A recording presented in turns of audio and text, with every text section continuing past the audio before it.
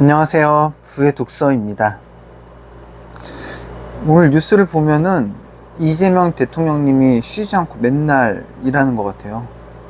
얼마 전에 그 울산 다녀오신 거 지금 봤는데, 울산시장이 국민의힘 의원이신 것 같은데 엄청 친근하게 하시더라고요. 우리 이재명 대통령님 정말 일을 잘하시는 것 같습니다. 대통령이 우리나라 대통령님이신데 대통령님한테 대통령이라고 얘기하는 것도 면전에서 그건 좀 아닌 것 같은데, 오늘 이재명 대통령님의 책 내용 읽어드리도록 하겠습니다. 시민운동을 하면서 깨달은 것들. 내 양심의 가격은 얼마일까? 나는 불광불급, 미치지 않으면 이기지 못한다라는 말을 좋아한다. 신명이라는 말도 좋아한다. 2002년 월드컵 당시 거스 히든크 감독이 태극 전사들에게 주문했다는 게임을 즐겨라 라는 말은 또 어떤가? 미쳐야 미친다고 했다. 나는 미쳐라, 즐겨라, 신이 난다는 말을 모두 동의어라고 생각한다. 우리는 원래 신나고 즐기고 미치도록 열심히 살아가는 민족이었다. 1994년부터 참여한 성남시민 모임 운동을 나는 정말 신명나게 해나갔다. 낮에는 변호사 업무, 밤에는 시민운동하느라 아침 7시에 집에서 나오면 다음날 새벽 2시가 되어서야 귀가했다. 주말은 더 바빴다. 각종 시민운동 행사가 몰려 있어 가족들과 함께 보낼 여유가 전혀 없었다. 성남 시민 모임에서 처음으로 대규모 시민운동을 벌인 것은 성남의 남부 저유소 공사 반대 운동이었다. 대장동에 있는 광교산 자락의 야산에 저유소를 짓는 사업이었는데 안전환경 문제를 내세워 공사를 저지하기로 한 것이다. 나는 분당의 아파트 단지를 찾아다니며 분유회를 만나 저유소 건설이 환경에 얼마나 저해 요인이 되는지 설명했다. 휴일을 반납한 채 분당의 아파트 단지를 샅샅이 찾아다닌 끝에 마침내 분여회의 적극적인 지지를 얻어낼 수 있었다. 이렇게 2, 3년의 노력에 힘입어 성남 남부 저유소의 정제유와 항공유의 안정 보장에 확보하는 속기의 성과를 거두었다. 그러나 애초 시작할 때의 목적을 달성하지 못해 결코 만족스럽다고 할 수는 없었다. 두 번째로 컸던 시민운동은 이른바 팝큐브 특혜 분양사건이라 불리는 사건과 얽혀 있다. 2000년 5월 성남시의 주민의 여론조사를 조작해가면서 분당의 백궁 정자지구 중심산업지구를 아파트 단지로 바꿔주었다. 이에 따라 사업 시행자는 주상복합 아파트 사업을 시행할 수 있게 되었는데, 중심상업지구의 아파트 단지 용도 변경은 엄청난 이권이 걸린 사업이었다. 나는 이 사업이야말로 성남시가 사업자들에게 특혜를 준 사건이라고 판단했다. 나는 성남시민 모임 회원들과 함께 유인물을 만들어 성남시 내의 전 지역은 물론이고 서울역과 강남 터미널에도 뿌렸다. 논란이 되면서 언론에서도 점차 관심을 갖기 시작했다. 이때부터 나는 갖은 음해와 협박뿐 아니라 유혹에 직면하기 시작했다. 하루는 누군가 나를 찾아와 20억을 투자할 테니 지역신문을 만들어 볼 생각이 없느냐고 제의해왔다. 조건은 팝큐브 특혜 분양 사건에서 빠져달라는 것이었다. 그들은 내가 지역 언론에 관심이 많다는 것도 이미 사전 조사를 통해 파악해둔 상태였다. 나는 장남삼아 내 양심을 팔 경우 그 가격이 얼마나 될까 계산해 보았다. 에이, 20억이 뭡니까? 아무리 지방신문이라 해도 5천억은 있어야 신문다운 신문을 낼 수 있지 않겠습니까? 나는 그런 식으로 팝큐브 측의 유혹을 거절했다. 그러자 상대는 내가 돈이 적어서 거부했다는 식으로 소문을 퍼뜨렸다. 적반하장이 따로 없었다. 그들은 회유가 실패로 돌아가자 이번에는 허위 사실을 유포해 나를 음해하기 시작했다. 내가 사는 동네에 헛소문을 퍼뜨리고 변호사 사무실 앞에 와서 데모를 하는가 하면 음해하는 내용이 실린 유인물까지 뿌려댔다. 없는 사실을 만들어 불효자식, 폐륜화로 물고 이것도 모자라 경기도 모 일간지 두 군데에 기사화한 후 신문을 수십만 장 복사해 성남 각지에 뿌리기도 했다. 이런 일이 벌어지는 동안에도 나는 전혀 겁을 먹지 않았다. 나는 사필귀정이라는 말만 계속해서 중얼거렸다. 거짓말은 오래가지 않는 법이라고, 언젠가는 반드시 드러나게 될 것이라고. 그러자 이번에는 직접 협박을 해오기 시작했다. 나에게만 협박을 한다면 얼마든지 참아줄 수 있지만 집에 전화를 걸어 아이들까지 위협하는 데에는 도저히 참을 수가 없었다.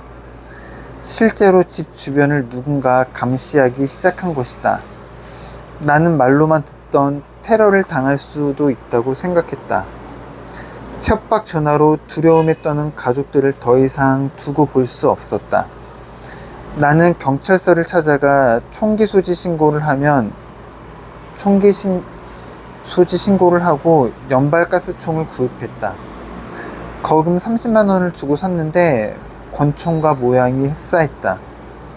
그 총을 누가 보란 듯이 양복바지 뒷주머니에 찔러놓고 다녔다. 얼마나 오래 그러고 다녔는지 뾰족하게 총구가 튀어나온 부분이 닳고 양복바지 뒷구머니에 구멍이 여러 차례 뚫렸다. 억울한 도망자. 그러던 중 KBS 추정 60분 팀에서도 분당 팝큐브 특혜 분양 사건에 대한 취재에 나서게 되었다. 어느 날 담당 PD가 나를 찾아와 인터뷰를 요청했다. PD가 던진 질문에 조목조목 증거를 들어가며 전모를 밝히고 있을 때였다. 갑자기 PD의 휴대폰이 울렸다. 당시 성남시장 김병량 시장으로부터 전화가 걸려온 것이었다. 아마도 인터뷰를 위해 사전에 PD가 전화를 해두었는데 마침 시장이 바쁘거나 부재 중이어서 받지 못했던 모양이었다. 귀를 기울여 보니 김병량 시장이 PD에게 당신 누구야? 라고 묻는 것 같았다. 그때 PD가 태연한 목소리로 대답했다. 나 수원지검의 팝큐브 사건 담당 누구누구 검사요. 도와줄 테니 사실대로 말하시오. 나는 약간 놀랐지만 취재의 편의를 위해서 PD가 검사를 사칭하는 것이라고만 생각했다. 흔히 언론사 기자나 방송국 PD가 취재를 할 때 곧잘 쓰는 수법이라 대수롭지 않게 여긴 것이다. 그런데 김병량 시장은 상대가 검사라고 하자 곧이곧대로 사건 전말에 대해 말하기 시작했고 PD는 그 내용을 모두 녹음했다. 그리고 얼마 후 그 내용이 그대로 KBS 추정 60분에 반영되었다. 당시에는 2002년 지자체장 선거를 앞두고 있을 때였다. 나는 비리에 연루된 성남시장을 고발하기 위해 나를 인터뷰했던 KBS 추적 60분 담당 PD에게서 김병량 시장과의 전화 내용 녹음 파일을 제공받았다. 그리고 기자회견을 열어 그것을 그대로 공개했다. 이미 추정 60분에 공개된 내용이라 큰 의미는 없었다. 하지만 김병량 시장이 발끈하여 나를 고소하기에 이르렀다.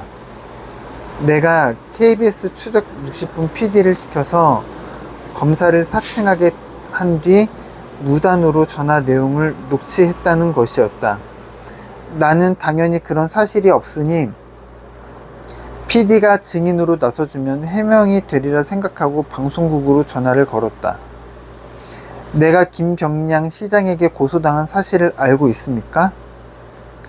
이렇게 묻자 PD는 짤막하게 알고 있다고만 대답했다. 나는 전화가 가면 사실대로 대답해달라고 부탁했다. 그리고 검찰에 출두하기 위해 집을 나서면서 다시 PD에게 확인 전화를 했다. 그런데 이번에는 전화를 받지 않았다. 그때 KBS에서 누군가가 나에게 전화를 걸어와 사건이 불리한 쪽으로 진행되고 있는 것 같다고 귀띔해 주었다. 만약에 PD가 사실대로 그대로 밝히지 않는다면 어떻게 될까? 김병량 시장의 고소 내용을 그 내용대로 내가 시켜서 검사를 사칭했다고 말해버리면 나는 곧바로 구속될 수밖에 없는 상황이었다. 나는 진실이 밝혀질 때까지 일단 숨어 있어야겠다고 생각해 그날 친구와 함께 차를 빌려 강원도로 향했다. 원주 치악산으로 가던 중 경찰의 검문에 걸리고 말았다. 나는 차분하게 미리 준비해둔 대로 동생의 인적사항을 불러주었다. 만일의 상황에 대비해둔 것이었다.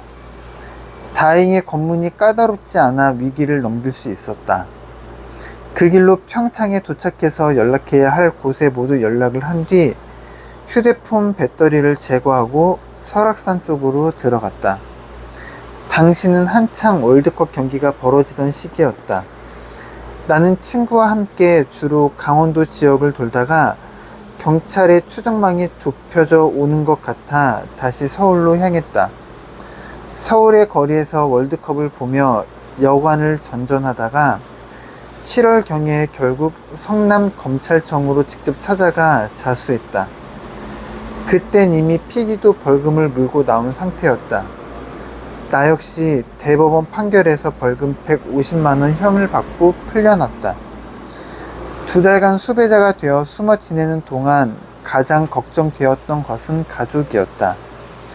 구속된 후 11일 만에 구치소에서 풀려나 집에 돌아왔더니 다행히 나 없이도 집안이 잘 돌아가고 있었다. 모두 아내 덕분이었다. 그해 연말에 나는 결혼 후 처음으로 긴 휴가를 떠났다. 그런데 그제야 아내가 실토를 하기 시작했다.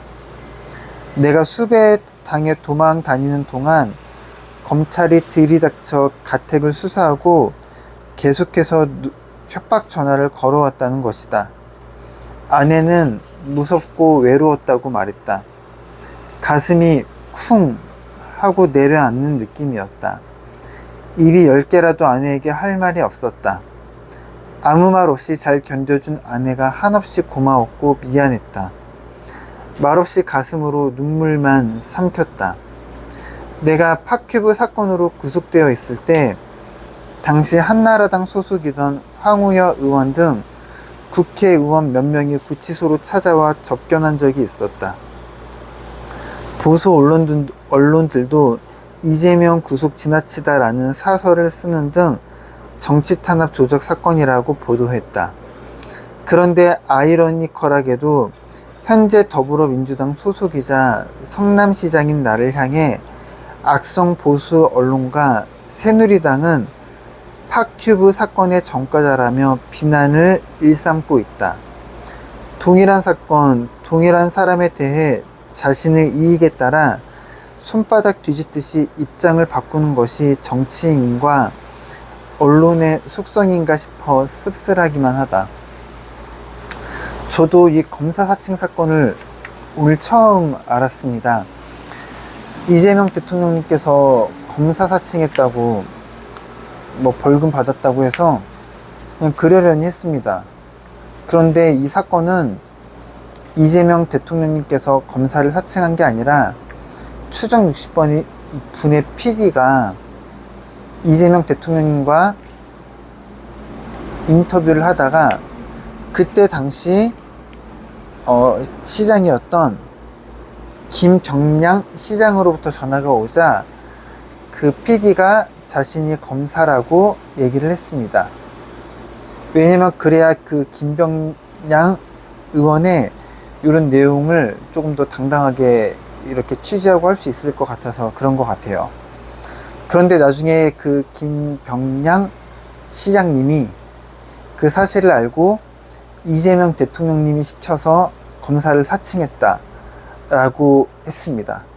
이재명 대통령님은 그 PD가 솔직히 얘기하면은 오해가 풀릴 거라고 얘기했지만 그 PD는 아무래도 겁이 나고 그랬는지 증인으로 출석하지 않아서 이재명 대통령님은 수배자 전단을 받게 되고 벌금을 납부하게 되었습니다. 이 내용은 처음 정확한 진실이 이렇게 나와 있습니다. 억울한 도망자네요, 진짜. 이재명 대통령님 화이팅입니다.